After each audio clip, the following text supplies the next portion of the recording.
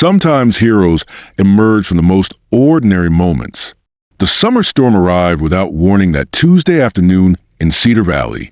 Dark clouds rolled across the mountains like smoke, and within minutes, the gentle creek that ran through town became a raging torrent. Marcus had been walking home from his construction job when the first drops fell. At 29, he had strong hands weathered by honest work and eyes that still held the dreams of a village boy who grew up poor but never bitter. His worn jeans and simple gray shirt told the story of a man who earned every dollar through sweat and determination. The rain turned violent quickly. Marcus took shelter under an old oak tree, watching as water rushed down the hillside with frightening speed. That is when he heard it, a woman's voice, desperate and afraid, calling out from somewhere near the flooded road. Through the sheets of rain, he saw her, a woman in an elegant white dress, trapped inside a luxury SUV that had been swept into the rushing water.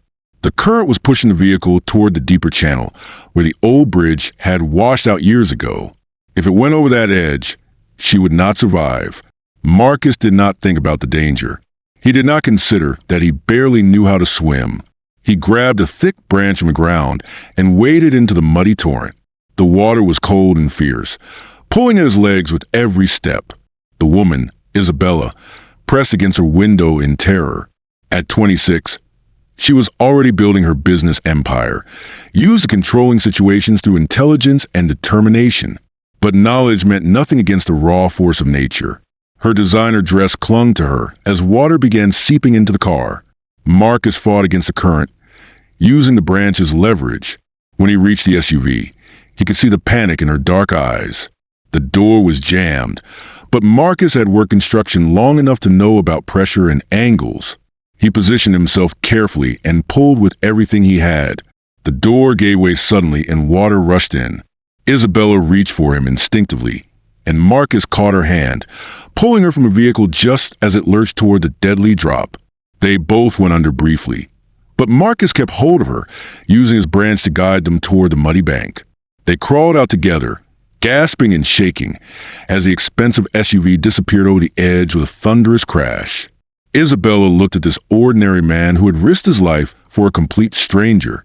Her business empire was built on calculating risks and measuring people's worth, but she had never encountered anything quite like this simple act of courage.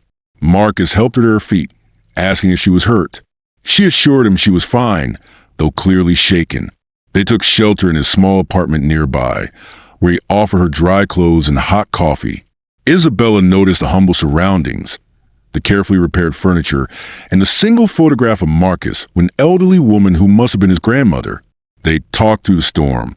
Isabella learned that Marcus had grown up in foster care after his grandmother died, that he worked 2 jobs to save money for community college, and that he still volunteered at the local food bank every weekend.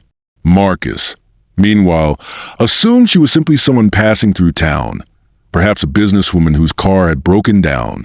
When morning came and the roads cleared, Isabella called for a ride.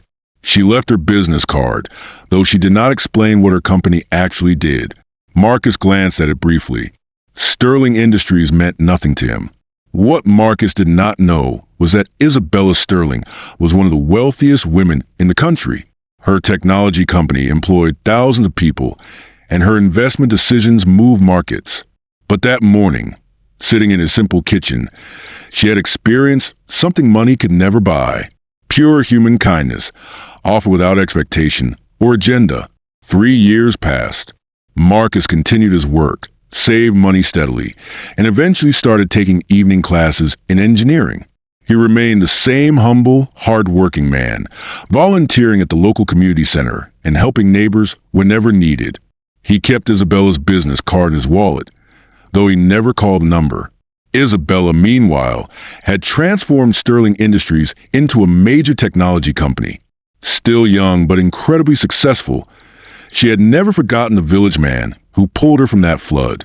She had quietly kept track of him over the years, learning about his steady progress, his evening classes, and his dream of becoming an engineer. When Marcus faced a financial crisis that threatened to derail his engineering studies, Isabella knew it was time to act. His part-time construction work was not covering his tuition, and he was about to drop out of his program. The next morning, his supervisor announced that someone from Sterling Industries wanted to meet with him. Marcus looked up, puzzled. As Isabella walked onto construction site, she was older now, more confident, but her eyes held the same gratitude he remembered from that stormy night 3 years earlier. She smiled at his surprise and said simply, "I believe we have some unfinished business to discuss." Isabella had come to offer Marcus something extraordinary. Sterling Industries would sponsor his complete engineering education, provide him with an internship, and guarantee him a position upon graduation. The opportunity would transform his entire future. Marcus realized then who she truly was, and understood that the successful young woman had never forgotten a simple act of kindness. As they discussed the details, Isabella smiled and said, "Thank you for teaching me that courage comes in many forms, and the most valuable people are often the ones we least expect." Sometimes the smallest act of courage create ripples that last a lifetime.